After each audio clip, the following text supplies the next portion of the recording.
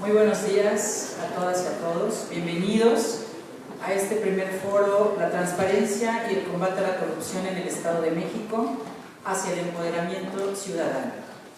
El día de hoy quiero darle la bienvenida al diputado Maurilio Hernández, presidente de la Junta de Coordinación Política de esta legislatura.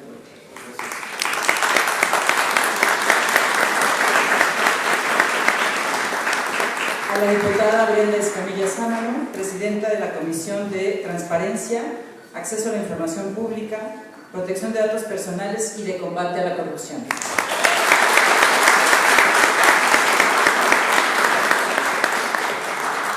A la diputada Karina Labastida, secretaria de la misma Comisión de Transparencia.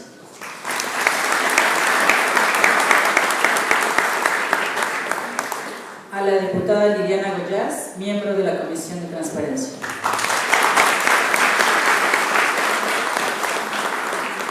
A la diputada Montserrat Ruiz, miembro de la Comisión de Transparencia.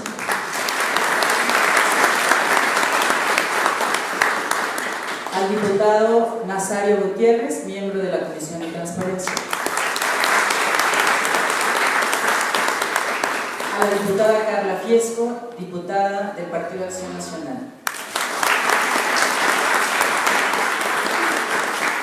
Quiero darle también la bienvenida al doctor Victorino Barrios Dávalos, Contralor del Poder Legislativo del Estado de México.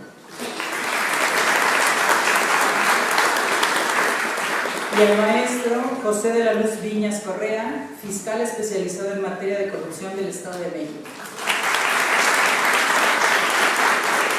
Bienvenidos todos. Para dar inicio a este evento, solicito la presencia de la diputada Brenda Escamilla para dar la exposición de motivos.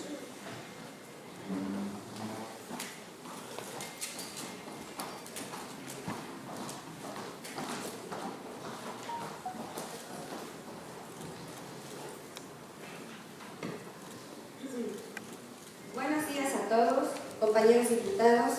En especial saludo al presidente de la Junta de Coordinación, al diputado Maurilio Hernández, a mis compañeros miembros de la comisión. Muchas gracias por su acompañamiento, por estar aquí este día. Diputada Liliana, diputada Karina, diputada Montserrat, diputado Nazario, a mi amiga la diputada Carla Fiesco, muchas gracias por estar aquí. Saludo también a los alcaldes, a los síndicos, regidores que se encuentran hoy presentes. Muchísimas gracias. Invitados especiales, ponentes, panelistas. Saludo también de manera muy especial a la maestra Zulema, presidenta comisionada del INFOEM, y a los comisionados que nos acompañan, a los integrantes de los EPCs, al Contralor del Poder Legislativo, al doctor Victorino Barrios, muchísimas gracias por acompañarme, al maestro José de la Luz Viñas Correa, fiscal especializado en materia de corrupción en el Estado, muchas gracias por estar aquí. Sobre todo a los estudiantes de la Facultad de Estudios Superiores Acatlán y de la UAM que nos acompañan, interesados desde ahora en hacer un mejor Estado y un mejor país. Muchas gracias por estar aquí. Agradezco la presencia de todos los ciudadanos reunidos hoy que están interesados en hacer un cambio por el Estado de México. Además, también quiero reconocer a los ciudadanos que nos ven por las redes sociales. Muchas gracias. A nombre propio y a nombre de mis compañeros miembros de la Comisión de Transparencia, Acceso a la Información Pública, Protección de Datos Personales y de Combate a la Corrupción, agradezco su presencia a este primer foro que hemos denominado La Transparencia y el Combate a la Corrupción en el Estado de México hacia el Empoderamiento Ciudadano. Hoy nos acompañan ciudadanos por municipios transparentes Intra, en el Centro Estratégico de Estudios Municipales, la Red de Rendición de Cuentas, RRSA, Mexicanos Unidos contra la Corrupción y la Impunidad y Desmarcar la Corrupción de Conformex, investigadores de la UAM y de la UNAM y el Comité de Participación Ciudadana del Sistema Estatal Anticorrupción del Estado de México. Gracias a todos por estar aquí. El objetivo de este foro es conocer las propuestas, las experiencias ciudadanas en el combate a la corrupción que le permitan a los órganos del Estado diseñar políticas públicas que promuevan el comportamiento ético y fortalezcan la transparencia y la rendición de cuentas, convirtiéndolas en herramientas de empoderamiento ciudadano. El combate a la corrupción, la rendición de cuentas y la transparencia son fenómenos que ocupan la agenda gubernamental en los últimos tiempos. Las propuestas surgidas desde la sociedad civil han fortalecido la nueva concepción del combate a la corrupción y la fiscalización de la misma. El acompañamiento de los ciudadanos ha sido crucial y fundamental para este proceso. Reconocernos como corresponsables en el combate a la corrupción nos permite generar acciones de coordinación para no dejar a los servidores públicos a la tarea de la rendición de cuentas y el compromiso con la transparencia como un acto generoso de comportamiento, sino de obligatoria atención. Ser juez y parte no da certeza ni genera confianza en la ciudadanía. Por ello, se vuelve necesario escuchar las propuestas ciudadanas, ser sensibles a la mirada de los hombres y las mujeres que a diario viven corrupción y que han decidido dejar de ser espectadores y hoy se convierten en generadores de cambio social y en diseñadores de políticas públicas. Esa es la razón por la que este primer foro tiene como panelistas a los ciudadanos organizados. El espíritu de este primer encuentro ciudadano nos dará la pauta para que en el segundo foro podamos escuchar a las instituciones responsables de la implementación de las políticas anticorrupción en el gobierno estatal y federal. Sin embargo, en esta primera oportunidad, es objetivo de esta legislatura abrir el debate ciudadano, las acciones y los mecanismos surgidos desde la sociedad civil, con la intención de fortalecer las políticas públicas de transparencia, rendición de cuentas y de combate a la corrupción. Los tres ejes temáticos de este foro. Estamos convencidos de que es la mayor manera de hacer que la transparencia y el combate a la corrupción y la rendición de cuentas sean las bases de una política de Estado con fines de transformación gubernamental y social. Solo así puede construirse el bien común y solo así puede construirse un buen gobierno. Muchísimas gracias por estar aquí.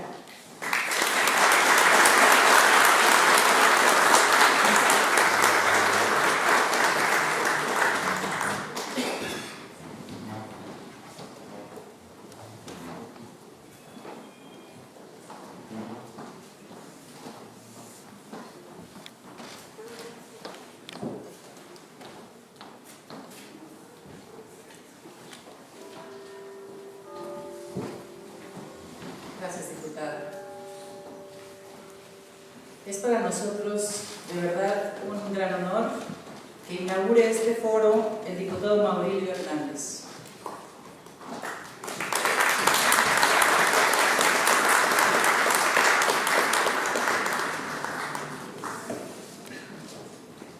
Muy buenos días a todas y a todos, quienes nos honran con su presencia en esta la Casa del Pueblo. Permítanme en primer término saludar su presencia desde luego porque es lo que le da sentido y valor a este esfuerzo que la Comisión de Transparencia y Combate a la Corrupción ha programado con el propósito de darle continuidad a una de las tareas fundamentales de esta 60ª legislatura. Por tal razón, celebro, desde luego, la iniciativa de la Comisión, de quienes forman parte de este esfuerzo, encabezados por nuestra presidenta de la misma, la diputada Brenda Escamilla. Yo quisiera, antes de declarar inaugurados estos trabajos, que me honran mis compañeras y compañeros diputados de la Comisión en invitarme a hacerlo, compartir con ustedes, desde luego, la visión que hemos venido desarrollando al interior de esta legislatura. La 60ª legislatura del Estado de México es una expresión de la pluralidad política de nuestra entidad.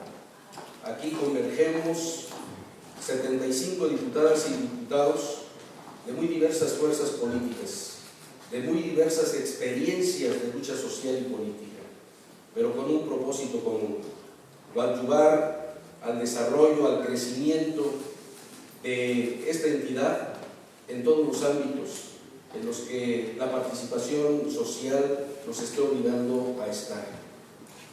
La actividad política de suyo es una actividad humana, a la cual somos precisamente los ciudadanos los que le damos el sentido o el valor ético, pero como servidores públicos tenemos la responsabilidad de asumir una posición ética ante la sociedad en cada una de nuestras tareas. Y es responsabilidad de los legisladores generar el entramado jurídico, revisar y perfeccionar el marco jurídico sobre el cual transitan las actividades de la sociedad en su conjunto, a través de lo cual también se deja a salvo el derecho fundamental de todos los ciudadanos, el derecho a la vida digna, pero sobre todo también el ir generando las mejores condiciones de convivencia. Esto pasa necesariamente por tener un diagnóstico puntual, preciso, de cuál es el tiempo que nos toca vivir, de qué es lo que los ciudadanos estamos aspirando en el marco de la sociedad a poder nosotros construir para poder estar en condiciones de decir somos hombres y mujeres de nuestro tiempo. Y el tiempo que nos toca vivir es precisamente un momento estelar en la historia de este país. Es un momento de transición en el cual estamos participando todas y todos los ciudadanos. Y quienes tenemos esta responsabilidad de la legislatura no podemos ser menos. Y sobre todo tenemos la carga de ese compromiso social que los ciudadanos nos han dado.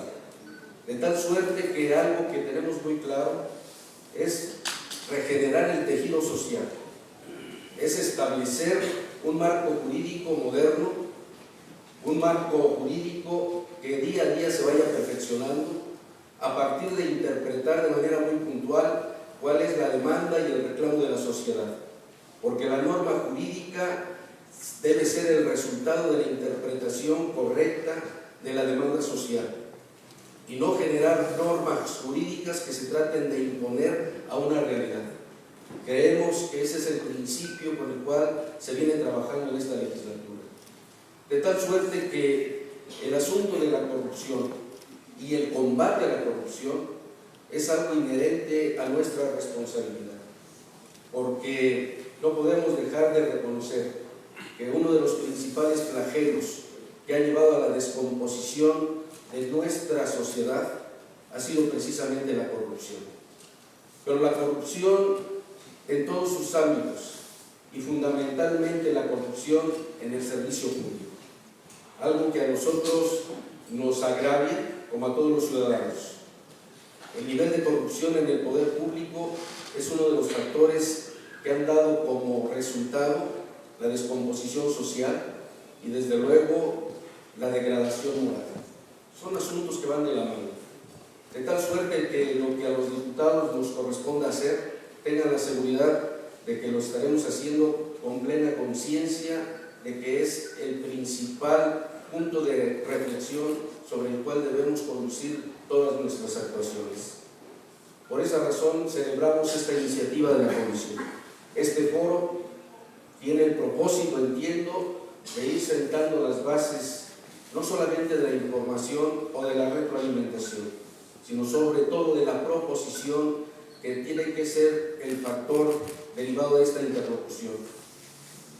La retroalimentación a partir de recibir no solamente las demandas y los reclamos, sino también las propuestas de la ciudadanía.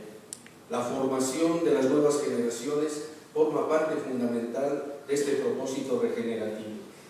Y ahí que reconocemos este esfuerzo y también la participación de quien representa esta tarea central en la legislatura, que es el Contralor del Poder Legislativo, en este caso el maestro Victorino Barrios. Desde luego también la presencia del fiscal que tiene que ver con los asuntos sobre corrupción, el maestro José de Jesús Viñas. Muchas gracias por su presencia. Seguramente que sus aportaciones habrán de ser muy enriquecedoras y creemos que con ello estaremos dando un paso importante en este gran propósito que debe ser no solamente derivado de la convicción, sino parte de nuestra responsabilidad y nuestro compromiso con la sociedad mexiquense. De tal suerte que nos congratulamos que aquí en la Casa del Pueblo se generen estas condiciones, porque de aquí habremos de transmitir al conjunto de la sociedad cuál es la visión que tenemos en una legislatura moderna como es la 60ª legislatura del Estado de México. Enhorabuena por este esfuerzo. Hacemos votos desde luego porque resultados de este foro sean tangibles, sean medibles, pero sobre todo que cumplan con su propósito de ayudar a este método y a este sistema en el que venimos trabajando, que es enfrentar de frente la problemática y no soslayarla. De tal suerte yo les pediría de manera muy respetuosa, invitándoles a que puestos de pie, juntos declaremos formalmente inaugurados los trabajos de este foro, la transparencia y el combate a la corrupción en el Estado de México hacia el empoderamiento ciudadano, siendo las 11:23 del día de la fecha. Enhorabuena y felicidades, haciendo votos desde luego porque los resultados sean para bien del Estado. Muchas gracias y muy buenas tardes.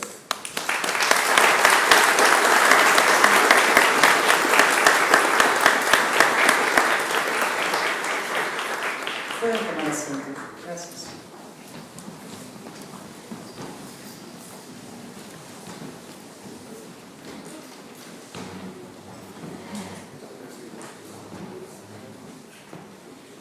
Solicitamos la presencia de los panelistas invitados para la foto oficial, si nos hacen favor de pasar adelante.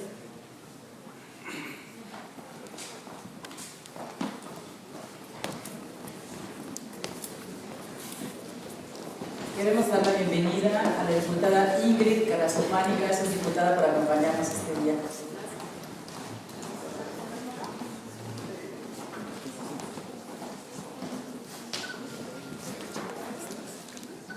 ¿Pueden agachar, por favor?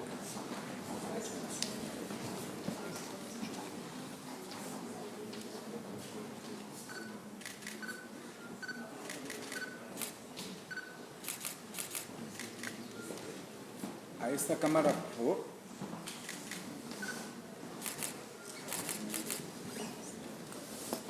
De este lado, por favor.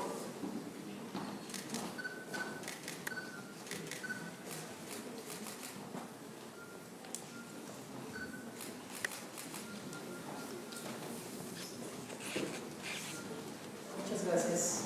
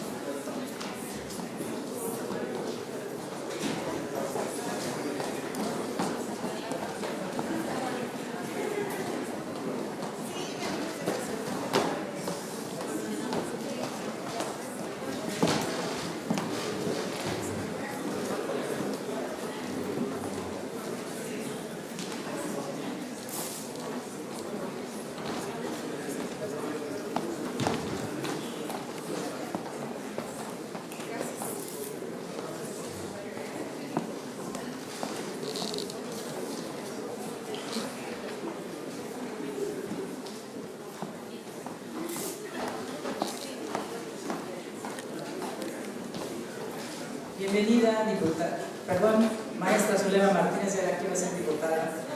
Comisionada presidenta del INPE, bienvenida, y a los comisionados que le acompañan, bienvenidos. Para dar inicio a estos trabajos, quiero solicitarle al diputado Nazario Gutiérrez pudiera presentar la dinámica del foro. Diputado, por favor, si nos acompaña.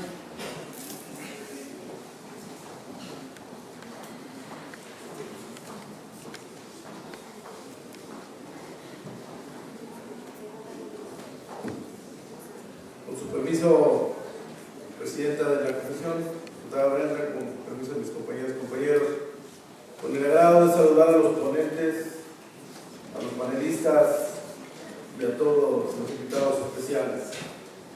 Foro, la transferencia y el combate a la corrupción en el Estado de México hacia el empoderamiento ciudadano. Dinámica del foro. Primer panel. la transparencia y la rendición de cuentas, casos exitosos en México y en el mundo, aportaciones de la sociedad civil. Modera la diputada Liliana Goyas.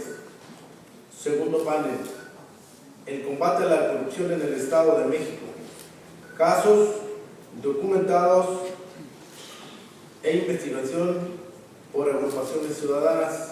Modera la diputada Montserrat. Cada panelista tendrá hasta 15 minutos para presentar su ponencia. Quien modera el panel es al mismo tiempo quien presenta a los panelistas y quien se encarga de avisarles sobre el tiempo que resta su intervención. El moderador avisará al panelista cuando le queden 5 minutos a su intervención, cuando le queden 2 minutos antes de su cierre y cuando el tiempo se haya terminado.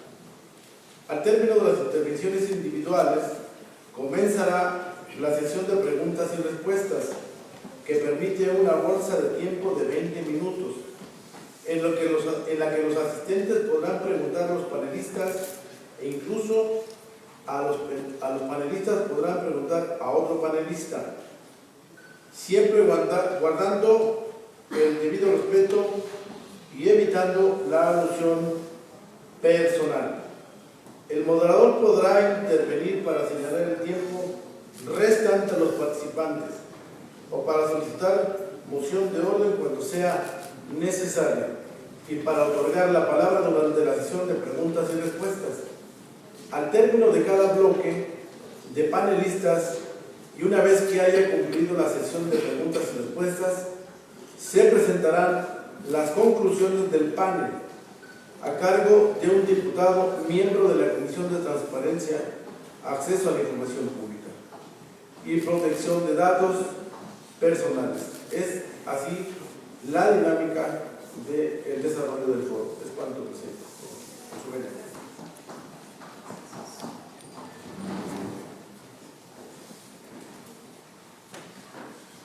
Muchas gracias, diputado.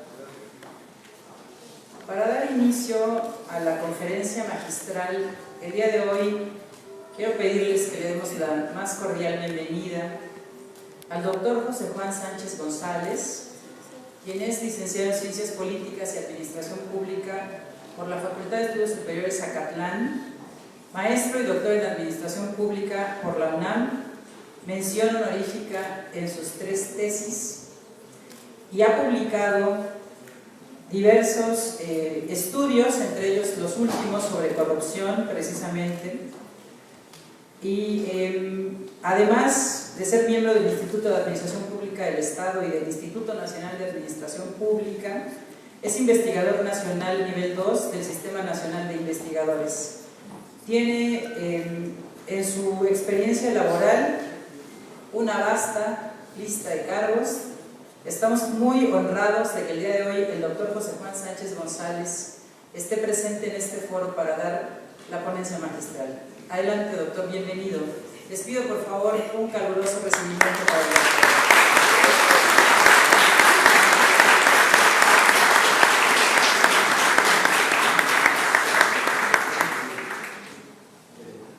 Buenos días, es un gusto estar el día de hoy, como lo dijo el presidente del Palacio Legislativo, estar en la Casa del Pueblo, gracias.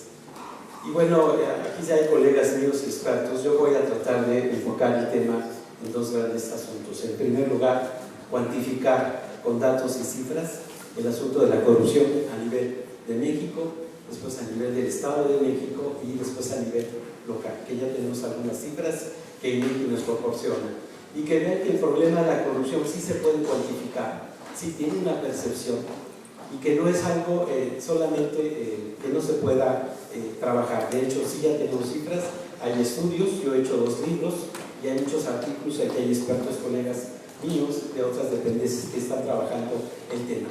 Y al final voy a hacer una pequeña propuesta sobre qué deben hacer los ciudadanos, los estudiantes y los investigadores sobre el tema de la corrupción. Adelante. Bueno, aquí está de forma muy general el índice. Vamos a ver qué es la corrupción, un pequeño diagnóstico sobre la corrupción en México a nivel internacional, a nivel nacional y después a nivel local. y al final veremos algunos elementos que puedan servir para los ciudadanos y la importancia que tienen los ciudadanos en el combate a la corrupción. Adelante. Bueno, quizá el primer punto es ver qué es la corrupción. Hay muchas definiciones. Yo aquí estoy seleccionando básicamente tres. La más común, que es la del Banco Mundial, que es la corrupción, es el quebranto de la ley por un servidor público para beneficio privado. Esa sería la corrupción administrativa, la corrupción que se da en el sector público. La OECD dice que es un poder cuasi monopolístico sobre un servicio o la asignación de un recurso. Es decir, y mi modesta definición de corrupción sería que es una apropiación de lo público para un beneficio privado quebrantando la ley, y básicamente por un servidor público. Por supuesto que eso nos indigna, eso nos afecta, y a los ciudadanos, si hay algo que más les molesta, es la corrupción. En el caso de México ya está medido que esto obviamente es una prioridad y que a los mexicanos nos molesta mucho esta circunstancia. Por supuesto, en la corrupción prevalece un interés privado por encima del interés público, y para que se pueda dar, ahí tiene que haber dos: alguien que se beneficie del servicio o alguien que realmente de alguna forma lo esté pidiendo. En el caso de México, lo que vemos es que hay más incentivos para la corrupción que para no hacerlo, ¿no? Y esto, el sistema anterior, antes del Sistema Nacional Anticorrupción, lo que hacía era permitir que hubiera corrupción, y las sanciones eran muy pequeñas, eran breves, inhabilitaciones, dejaban en cargo, pero la corrupción ya estaba hecha, ¿no? Entonces creo que esto tiene que cambiar y tiene que haber más incentivos para evitar que haya corrupción y que haya sanciones obviamente ejemplares en los casos que ya conocemos. Adelante. Y bueno, en general hay varias formas para medir la corrupción. Ha habido un gran debate, algunos utilizan informes de prensa. Yo estoy haciendo ahorita un trabajo, haciendo un seguimiento del gobierno de Peña Nieto en un papel en la UNAM, y obviamente, bueno, 5 años y medio tenía 5 cuartillas de puro seguimiento periodístico. Entonces, pero es muy difícil hacer un artículo de 30 cuartillas. Entonces, bueno, el seguimiento periodístico nos ayuda mucho. Pero en realidad lo que la mayoría está utilizando son encuestas. Y las encuestas, aunque no son perfectas, nos ayudan a medir y a darnos una idea, y nos permiten compararnos con otros países, con otras naciones y con otros estados, con otras regiones. Por eso las encuestas son válidas y las podemos tomar en consideración. Ahora les voy a presentar algunas encuestas que son importantes al respecto. Bueno, este es el reporte 2018 de Transparencia Internacional. Este siempre me causa mucha expectativa porque si ustedes ven ahí lo rojo, todos los rojos son los más corruptos, ¿no? Entonces, si ven hacia arriba en América del Norte, pues ven que está medio amarillo, ¿verdad? Ahí quizá no se alcanza a ver muy bien en el mapa de América Latina, pero se van a dar cuenta que hay unos puntitos pequeños amarillos en Sudamérica: Uruguay, Chile, Costa Rica, hasta aquí incluso Panamá. Pero México está rojo porque México es uno de los países más corruptos en el índice de transparencia internacional. Por supuesto, Rusia también está muy roja, quizá Europa está un poco más amarilla. Es decir, hay algunos países, en esta última reporte, estamos en el lugar 138 de un poco más de 150, y tenemos menos de 30 puntos, lo que nos hace un país tan corrupto como Venezuela, que ya por sí hay que decir que ya Venezuela es muy corrupto. Y hay otros países de Centroamérica que incluso los ganan. ¿Qué significa? Pues que en el mundo, en la percepción del mundo, México es un país con un alto nivel de corrupción. La que sigue adelante. Bueno, en esta gráfica que preparé, ahí, hasta acá no veo, pero yo la preparé, y lo que podemos ver es que el mejor momento en que México ha estado en transparencia internacional fue el último año de Cedillo, en el año 2000. Estamos en el lugar 50 y teníamos más de 30 puntos. Con el tiempo, y esto hay que decirlo, en los gobiernos de transición, de alternancia, en el gobierno de Peña Nieto, en vez de bajar la percepción, lo que hizo fue subir. Y si ven al final, vean en qué lugar estamos: 138, si no mal recuerdo, 28 puntos, menos de 30 puntos. El último año de Peña Nieto cerró como uno de los más corruptos en el mundo. ¿Y a qué se debe esto?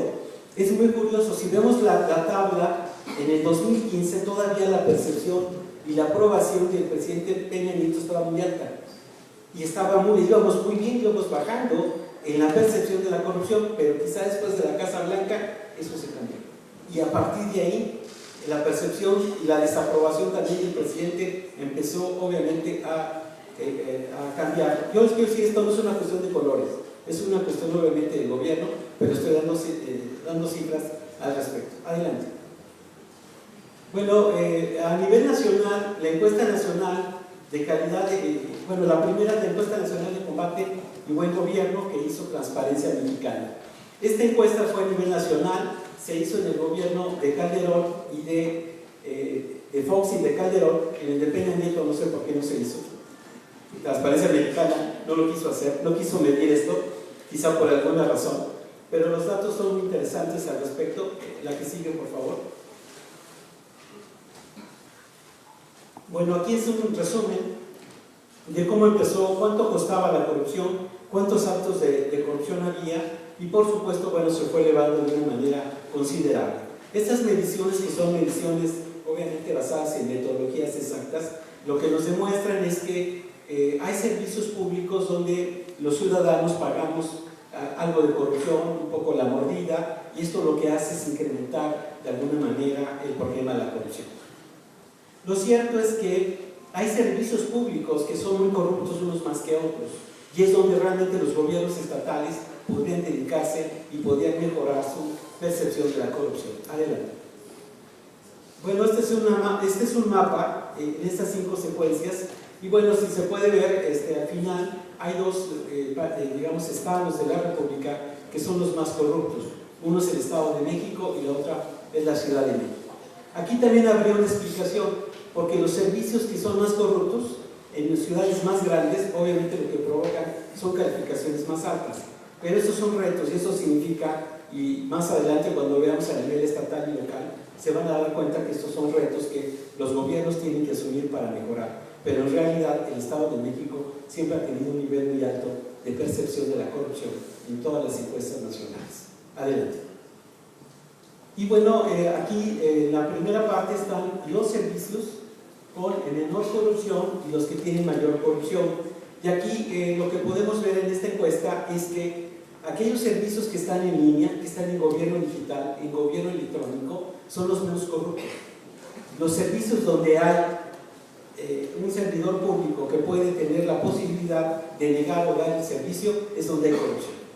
Y la mayoría de estos servicios, muchos de ellos tienen que ver con tránsito, con licencias, con permisos, ¿verdad? Y todo esto lo que nos está diciendo es que cada vez más tenemos que llevar los servicios públicos estatales y municipales a niveles digitales.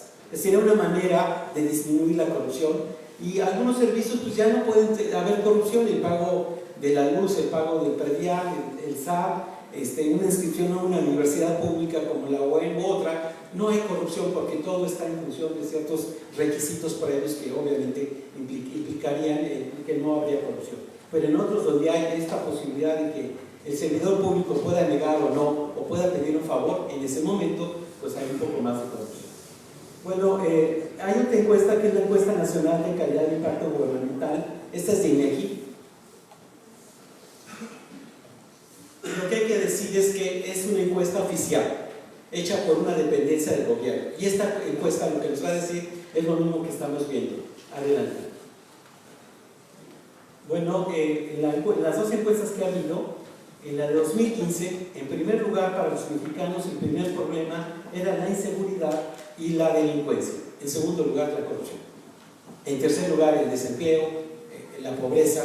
Esto nos habla de por qué fue tan exitosa, lo comentábamos con los miembros de la comisión, por qué fue tan exitosa la campaña del actual presidente, porque obviamente se dio cuenta que el problema era la corrupción. A los mexicanos, lo primero que nos preocupa es la delincuencia, y es obviamente el combate y la inseguridad. El segundo es la corrupción. Ahí están los datos. Es una encuesta nacional que nos muestra por qué a los mexicanos y a los ciudadanos nos preocupa tanto la corrupción, ya en forma muy concreta. Adelante. Y bueno, aquí encontramos algunos actos que pueden servir para disminuir la corrupción. Y lo primero que se pide, bueno, es que indudablemente se castigue a los culpables, ¿no? Aquí no es solamente aumentando los salarios, mejorando los servicios, hay que profesionalizar más a los servidores públicos, pero sobre todo el sistema anterior estaba hecho para que quien hiciera actos de corrupción no fuera sancionada. Una inhabilitación, una falta de quitarle a alguien el cargo no es suficiente para combatir la corrupción. Más ahora que no solamente es en la corrupción hay una sola persona, es una red de corruptos, ¿no? Habrá que ver el caso de Veracruz, que es emblemático, donde todo un gobernador se dedicó obviamente a saquear a un estado como fue el estado de Veracruz. Adelante. Y bueno, también tenemos a nivel local esta nueva encuesta. Esta encuesta se llama la Encuesta Nacional de Calidad Regulatoria e Impacto Gubernamental en Empresas, y es la primera vez que INEGI empieza a analizar 52 municipios, pero aquí a quien les pregunta no es a los ciudadanos, son a los empresarios, a los pymes, y les pregunta cómo es su servicio cuando van a un gobierno estatal, y los resultados son, digamos, impresionantes. Adelante. Aquí está un poco más o menos el panorama, de alguna otra manera, no sé si me puede ir de aquel lado para ver los datos, y si me prestan el micrófono de aquel lado.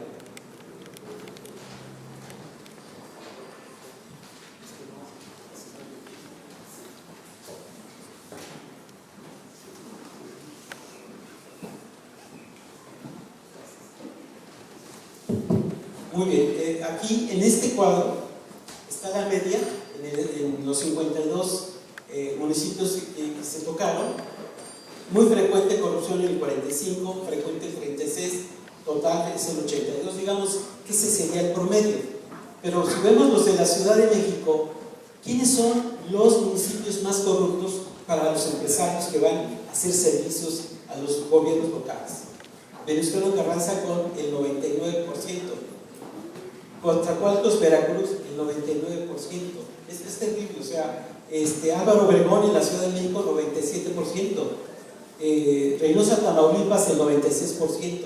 Iztapalapa, el 94%. Tlalpan, 94%. Cuauhtémoc, 92%.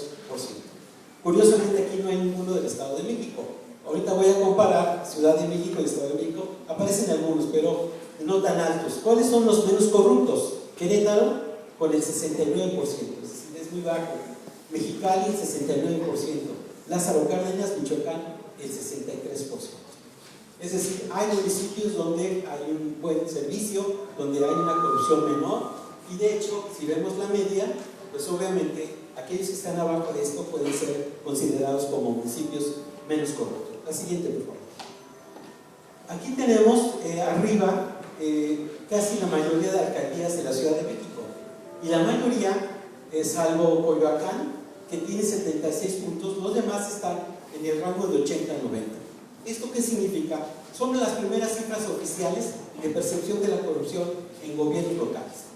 La corrupción no solamente es a nivel federal y estatal, está a nivel local, y tenemos que trabajar a nivel local y tener más encuestas a nivel local. Ahora, la buena noticia es el Estado de México. Bueno, buena, y voy a decir por qué. Toluca tiene 93 puntos, es alta, es muy alta para un municipio tan importante. Bajo es Tlalnepantla, Naucalpan el 86, Ecatepec 91, Nezahualcóyotl el 87.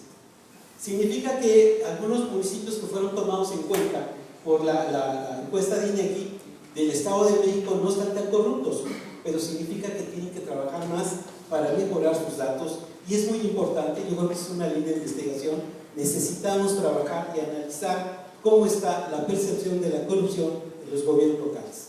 Y del Estado de México habría, por supuesto, algunos muy buenos, con buenos servicios, y otros obviamente con una infraestructura que requiere mayor precisión. Adelante. Bueno, y aquí ya, porque obviamente sí hay que tomar el tiempo y ser muy puntual, ya llego un poco a la última parte de mi presentación. ¿Qué hizo el gobierno federal? Bueno, el presidente Peña Nieto, siendo presidente electo, lanzó una convocatoria, una iniciativa para crear la Comisión Nacional Anticorrupción. ¿Qué fue lo que pasó? La vieron muy dura, pensaron que no iba a funcionar. Yo tenía conocimiento con algunos políticos que me decían, es que está muy fuerte, es muy punitiva. No funcionó. Y entonces, la siguiente, lo que sucedió fue que el PAN, y esto sí hay que decirlo, impulsó el Sistema Nacional Anticorrupción. Pero eso fue en el momento en que el presidente Peña Nieto se dio el escándalo de la Casa Blanca, y cuando salió la Casa Blanca, el presidente no tenía un secretario de la Función Pública, nombró a Virgilio Caballero, a Virgilio Andrade, Y entonces empezó a investigar, ¿verdad? Y a partir de ahí el PAN y otras fuerzas políticas lograron crear el Sistema Nacional Anticorrupción. Adelante. Y bueno, el sistema tiene básicamente fortalecimiento del control interno, la Secretaría de la Función Pública, fortalecimiento del control externo, más atribuciones a la Auditoría Superior de la Federación, un comité de coordinación del Sistema Nacional Anticorrupción que se reproduce a nivel estatal y a nivel local, y por supuesto la Fiscalía Especializada en materia de corrupción, que a nivel federal todavía no ha sido nombrado, que hace falta, y por supuesto el Tribunal Federal de Justicia Administrativa, y que todavía no han sido nombrados los magistrados y hace falta que lo hagan. Pero ya tenemos el sistema, el problema es que todavía no ha funcionado, no está funcionando como debería, y esa es un poco la idea, creo que lo platicaba la diputada Brenda, en el sentido de que hace falta trabajar eso también en el Estado de México y en los municipios a nivel local. Adelante. ¿Cuál es la participación ciudadana de los ciudadanos en relación al Sistema Nacional Anticorrupción? Con la creación de este sistema es muy importante que los ciudadanos participen, ya sea en las instancias de los comités, ya sea como representantes, ya sea también como personas que se encarguen de denunciar, es muy importante. Los ciudadanos deben apoyar a la Auditoría Superior de la Federación, y es más, deben de utilizar los informes de la auditoría para empezar a ver cómo está la corrupción. Quizá en este nuevo gobierno, en el gobierno de López Obrador, cada vez veo más que están tomando los informes ahora de la Auditoría Superior de la Federación, y eso es muy bueno, porque ellos hacen un trabajo muy importante en el poder legislativo. Los ciudadanos deben apoyar el proceso de control preventivo y sancionatorio para evitar la impunidad. Yo creo que ese es el tránsito que estamos viendo. Ya sabemos muy bien dónde se comete la corrupción. Ahora lo que falta es el control sancionatorio y sancionar a quien obviamente haga un acto de corrupción. La prevención a la corrupción es una tarea del gobierno. Se trata de una política de Estado permanente donde los ciudadanos deben de acompañar y deben de participar, ya sea de forma individual, ya sea de forma colectiva, en organizaciones de la sociedad civil. Lo importante es que sigan participando. Adelante.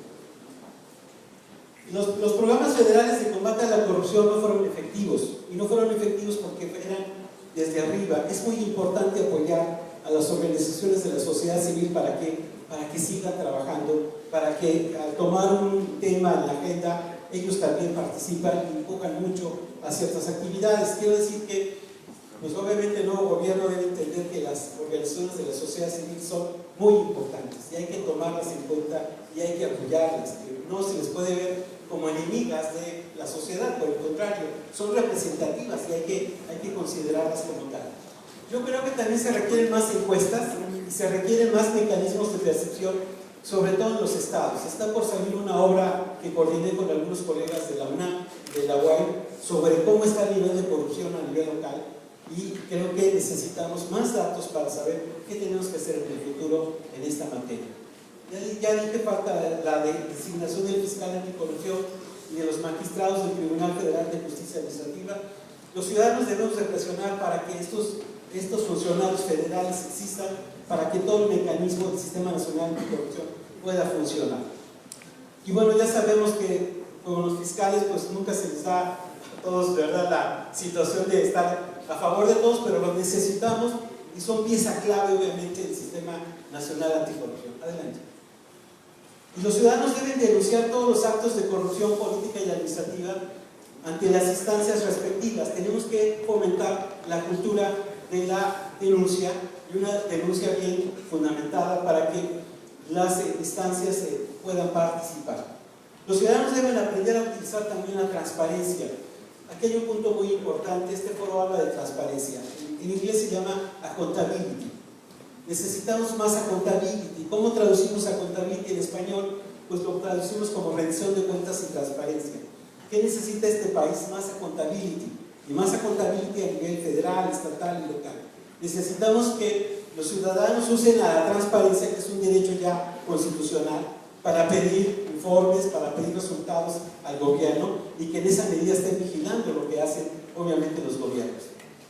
Los ciudadanos mediante las organizaciones de la sociedad civil pueden organizarse, defender y obviamente entender a la acción del gobierno. En las elecciones los ciudadanos aprueban o desaprueban a los partidos políticos y a sus gobernantes. Esta es la parte política. Y solamente los ciudadanos no solamente deben quedarse con esa participación, sino deben seguir más adelante. Y en la instancia local los ciudadanos pueden empezar a vigilar y pedir rendición de cuentas a las autoridades municipales. Lo cierto es que la accountability significa, y eso creo que también nuestros políticos ya lo están entendiendo, no es una cuestión voluntaria, es una obligación. El cargo obliga a que no es que ellos quieran, cuando ellos quieran hacerlo, están obligados por ley. Las declaraciones, la rendición de cuentas, no es solamente informar, tienen que hacerlo porque está obviamente contemplado dentro de sus atribuciones. Adelante.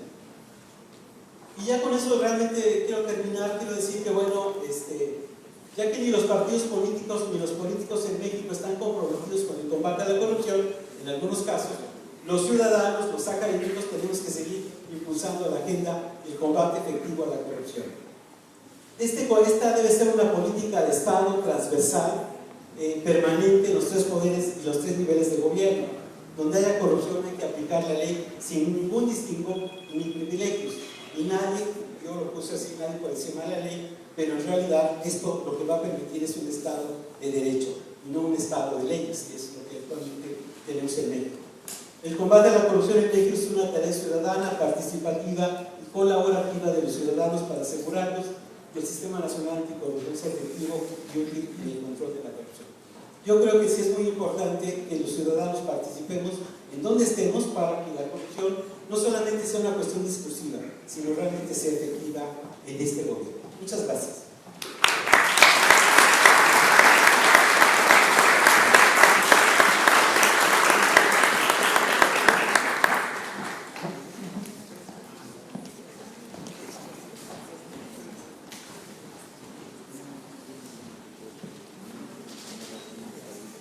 Muchos temas como para reflexionar en torno a la corrupción en México. Gracias, doctor José Juan Sánchez González. En este momento vamos a, primero que nada, quiero darle la bienvenida al diputado Omar Azar Figueroa. Es el coordinador del Grupo Parlamentario de Acción Nacional. Bienvenido, diputado.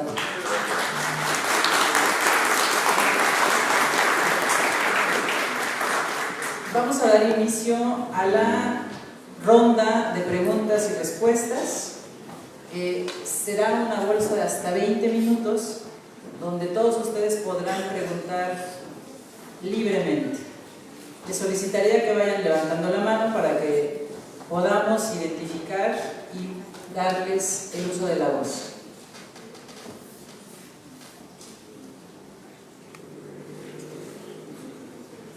Uno, dos. Marco Antonio Morquecho, primera regiduría de aquí de Toluca. Habla de las encuestas, de cuestiones cuantitativas, pero también hay un elemento de percepción que es más subjetivo. ¿Cómo conciliar la cuestión cuantitativa con lo cualitativo?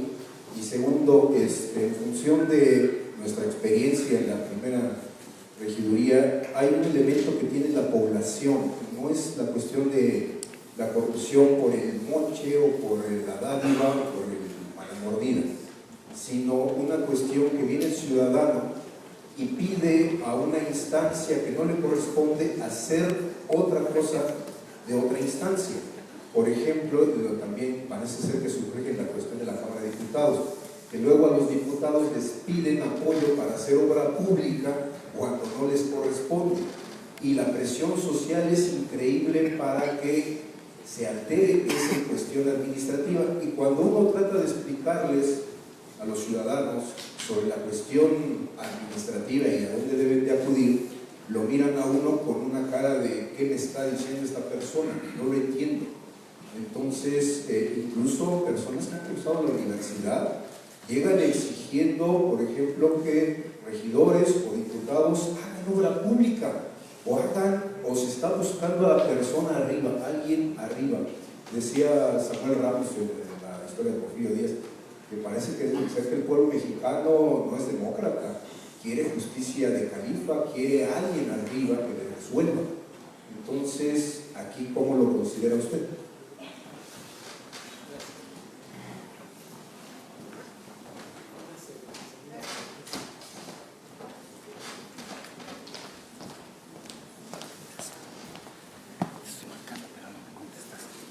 Buenos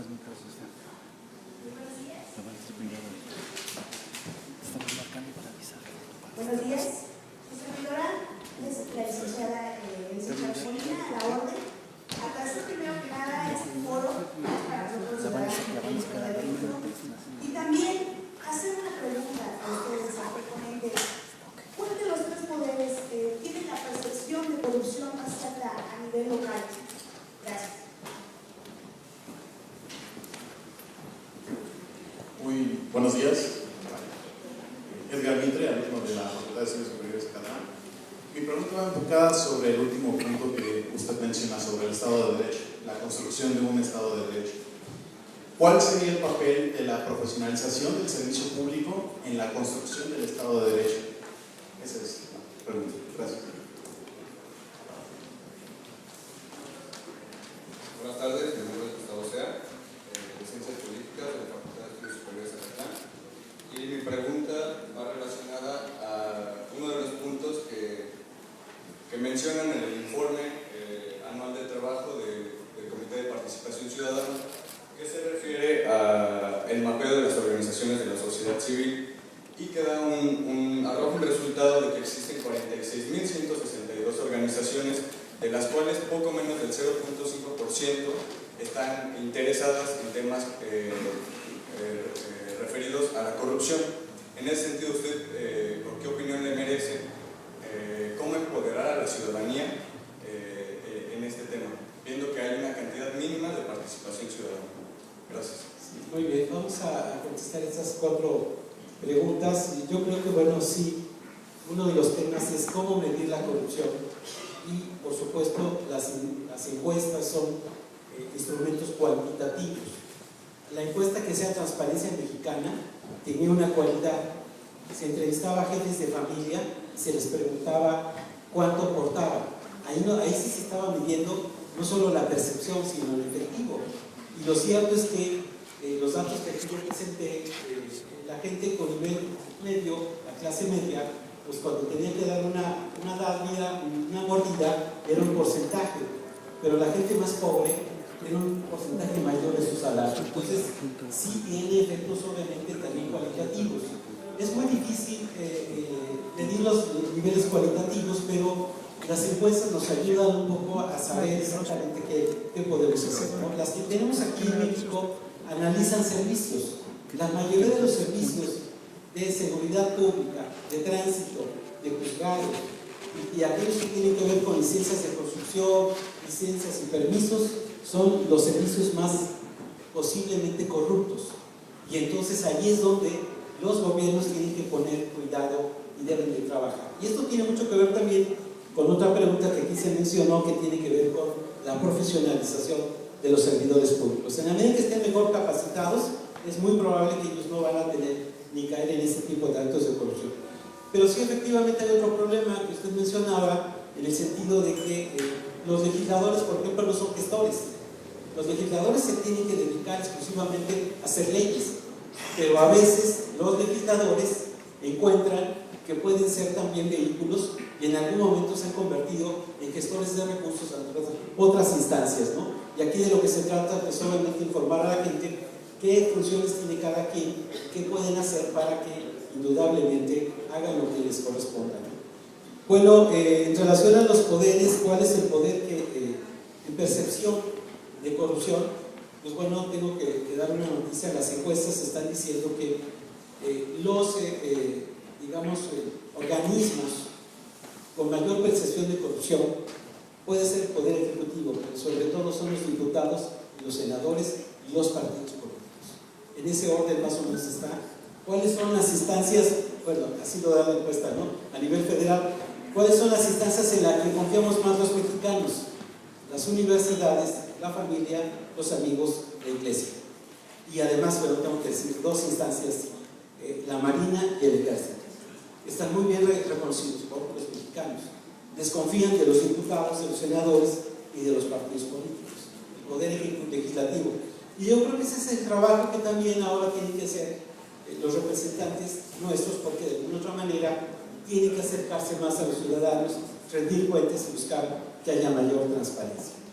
Bueno, yo sí creo que estamos en un proceso Yo no soy abogado, soy administrador público, pero creo que vivimos en un estado de leyes y que todavía nos falta mucho para llegar a un estado de derecho. Cuando llegaremos al estado de derecho, cuando realmente todas las leyes se estén aplicando, no haya impunidad y obviamente podamos controlar la corrupción.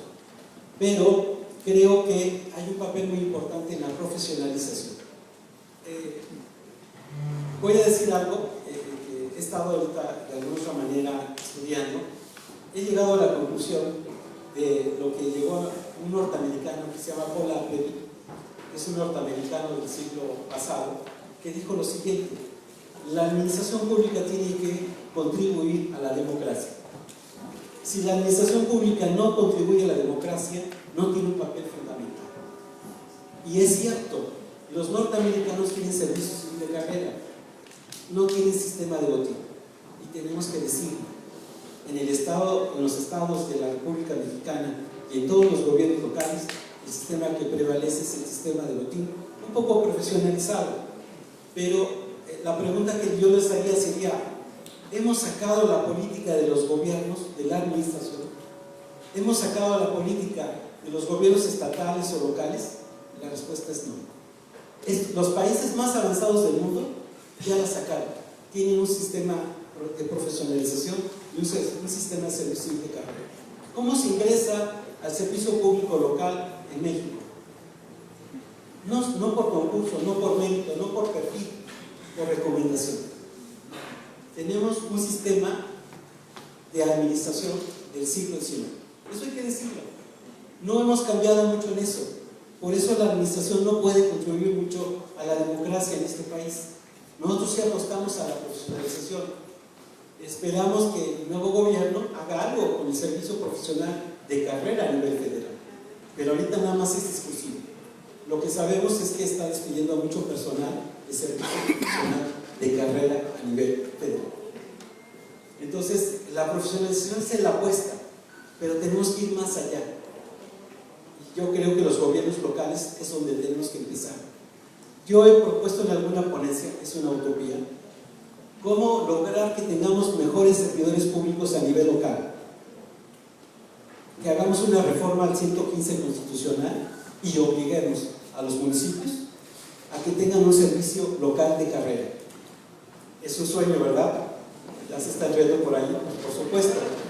Pero en el mundo, audiencia, en el mundo, los países más desarrollados, estoy hablando de Europa, Estados Unidos, Canadá y los que quieran, para entrar al servicio público tienen que hacer un examen, incluso en China, tienen que hacer un examen de colocación. Y si ganan, tienen un lugar en el servicio público. Estamos mal desde el principio. Entonces, hemos mejorado, sí, hemos profesionalizado más, sí, tenemos mejores perfiles, sí, pero seguimos teniendo un sistema de botín. Y el sistema de botín prevalecía en Estados Unidos y en Inglaterra en el siglo XIX. Nos falta mucho todavía para mejorar, y sí, estoy de acuerdo, hay que seguir profesionalizando a los gobiernos locales. Bueno, y el asunto de las organizaciones de la sociedad civil, que es la última pregunta.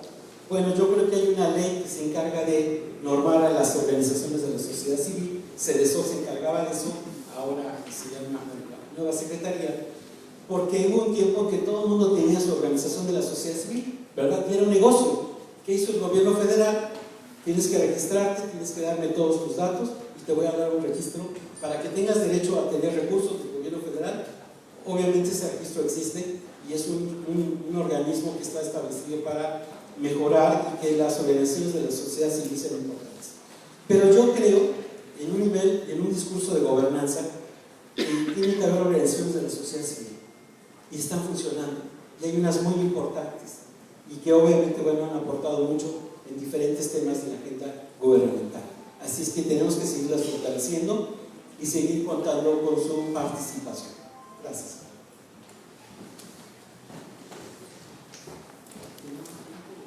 Tenemos tiempo para una última pregunta. Bien, soy Daniel Vergara de la Facultad de Ciencias Superiores de Acatlán, estudio Ciencias Políticas. Mi pregunta primero es, dadas sus propuestas, ¿se inclina usted por la tendencia administrativa del gobierno abierto? Y de ser así, pues, ¿cómo cree que lo viviría México? Y en cuanto a lo de la profesionalización municipal, ¿no cree usted que los estados, bueno, los municipios de todos los estados, pues de alguna manera harían revuelo porque estaría violando la autonomía municipal? Bueno, yo he escrito varias cosas sobre gobierno abierto. México, solo hago una pequeña sinopsis. México formó parte del organismo creador del gobierno abierto en Estados Unidos con el memorándum de Obama cuando él llegó al gobierno de Estados Unidos. México es país fundador. Fue presidente en el tiempo de Peña Nieto y México ha hecho 3 planes de acción y la buena noticia ahora es que en el último plan de acción por el asunto del espionaje, las organizaciones de la sociedad civil se salieron porque no les pudieron investigar todo lo que estaba pasando. La nueva secretaria de la Función Pública acaba de anunciar hace unas semanas que ya se revisó nuevamente y que ya empezaron los trabajos del gobierno abierto en México. Es una instancia importante, permite el seguimiento y el compromiso de ciertos temas, tiene el componente de transparencia, de colaboración, de participación ciudadana y uso de las TICs. La realidad es que el gobierno electrónico en México, el gobierno abierto es gobierno electrónico y casi todos los compromisos que están en los planes de acción son gobierno electrónico. Entonces, es una herramienta. ¿Qué nos falta? El año pasado en Guadalajara, en el CLAP, se estuvo trabajando el tema de gobierno abierto en gobiernos estatales y locales. Hay muy pocas experiencias, las que ha habido no son las suficientes, pero los organismos del INAI han trabajado mucho, siguen trabajando en esa idea de tratar de mejorar el gobierno abierto. Es una instancia muy importante y creo que es un tema que seguiremos trabajando en el futuro. Ahora, la profesionalización sí, yo creo que los gobiernos locales, lo que hay que decir es que, a ver si habrá tiempo después para que lo platiquemos en otro foro, pero la reforma del Estado en este país se ha hecho de arriba hacia abajo. Luis Aguilar Villanueva en algún momento dijo, la reforma del Estado tenemos que empezarla desde abajo, en los gobiernos locales.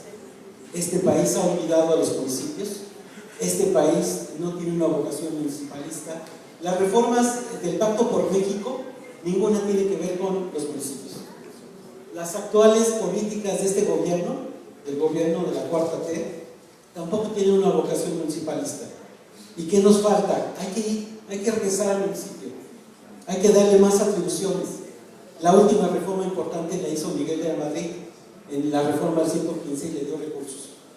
Y también hay otra reforma donde se le considera órgano de gobierno. Eso no es suficiente.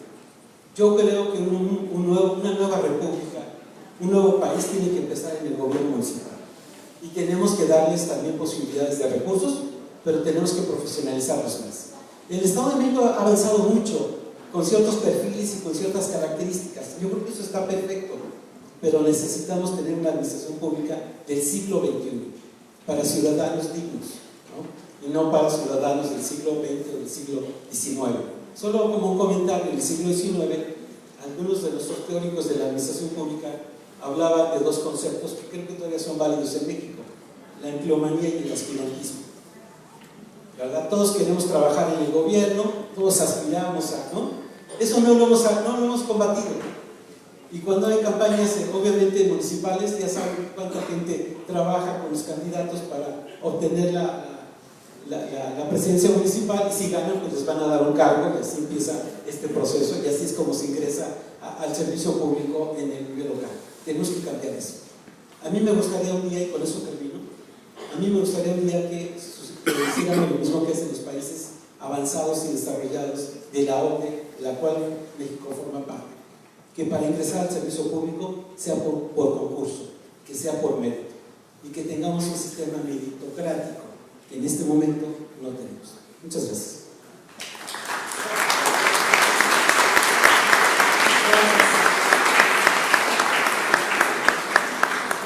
Algunos dirán, Wilson de razón. Bueno, chiste de politólogos. Lo siento.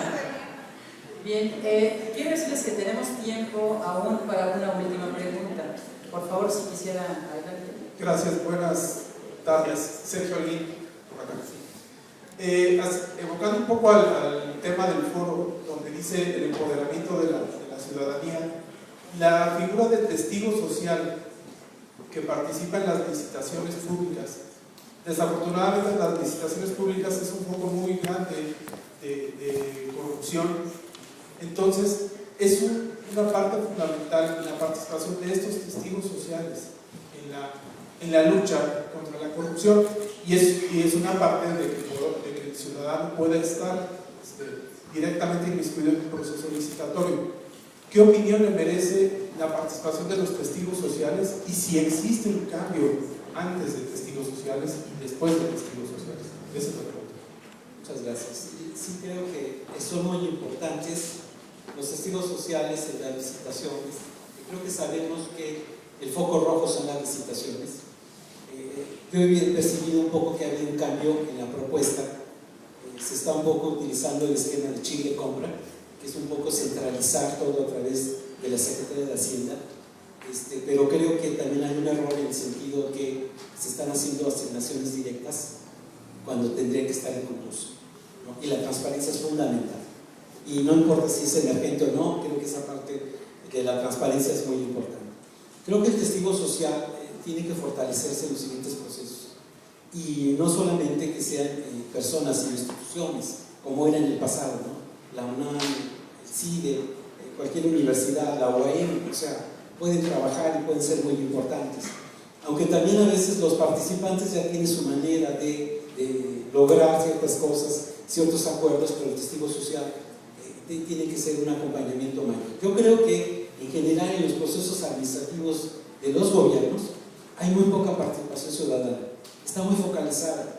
A veces son foros, a veces nada más se escucha, ¿no? Yo he escrito algunos artículos sobre participación ciudadana y los niveles de participación son muy bajos. El testigo social es relevante, es importante, pero tiene que ser relevante también en el proceso que tenemos, ¿no? Creo que la agenda societal debe de seguir insistiendo en mayor participación ciudadana, mayor transparencia, mayor rendición de cuentas, porque es ahí donde los ciudadanos de alguna otra manera podemos incidir. Y creo que el testigo social es un elemento de la sociedad civil que puede contribuir. Por ejemplo, en el gobierno abierto, lo interesante es que las organizaciones de la sociedad civil son las que evalúan las acciones del gobierno, y ellos dicen sí o no y va aumentando. Y es un canal muy importante. Yo creo que los ciudadanos tenemos mucha más cabida en la medida en que se entienda en los gobiernos cerrados de que los propios ciudadanos tenemos que participar más activamente. Y no somos, enemigos, por el contrario, somos partícipes y vamos a ayudar en la función de rendición de cuentas, ¿no? Yo creo que, y esa es mi hipótesis, es una hipótesis muy compleja, pero de eso se tratan los foros. En México, mi libro de corrupción, que es de 5 siglos, lo que creo que sucedió en México es que estuvimos bajo el régimen de la responsabilidad. La responsabilidad fue nuestro concepto clave. Las primeras leyes de responsabilidad fue la de Juárez, la de Porfirio Díaz, ¿no? Y las siguientes del siglo XX estaban en ese sentido. Pero llegamos muy tarde al orden de la accountability. La accountability es más que responsabilidad, es transparencia y es rendición de cuentas. Y apenas estamos entendiendo la dimensión de la accountability. Y aunque la accountability es un concepto anglosajón del siglo XVIII, del siglo XVII, nosotros apenas lo estamos entendiendo. Y eso también es muy importante para los ciudadanos, porque hay autores como Donald que hablan de la accountability horizontal, que es muy importante también, y donde también los ciudadanos tenemos que participar. La transparencia, la rendición de cuentas son instrumentos que tienen ahora los ciudadanos para poder ser más activos y participar más en la democracia. Gracias.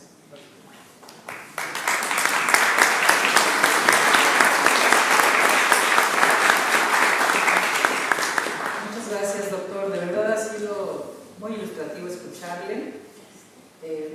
Para continuar con el programa de este día, quisiera pedirle a la diputada Brenda Escamilla si pudiera, junto con los diputados miembros de la comisión, hacer la entrega de su reconocimiento al doctor José Juan Sánchez González, conferencista magistral este día.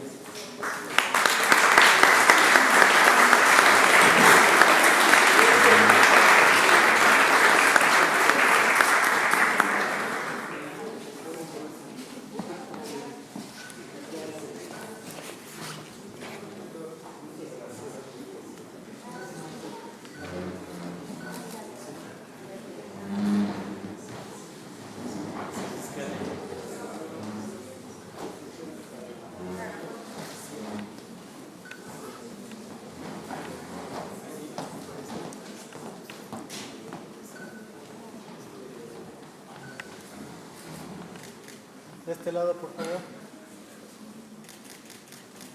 A esta cámara, por favor.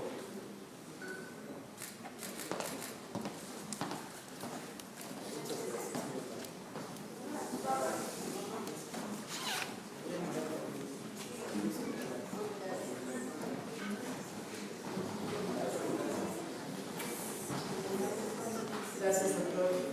Antes de declarar el receso, quiero decirle al doctor José Juan Sánchez González que he recibido una nota de los estudiantes de la FES Acatlán pidiéndoles si al término de su ponencia pudiera usted, doctor, atenderles un breve momento en el receso, porque me parece que quieren tomarse una foto con él. Gracias.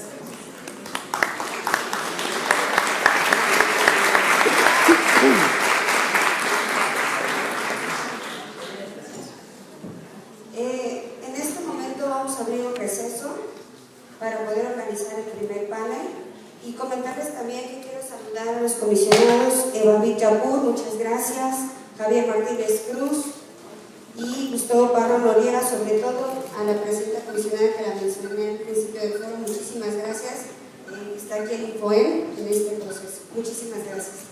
Entonces declaramos un receso de 10 minutos. 10 minutos para preparar el primer panel, muchísimas gracias.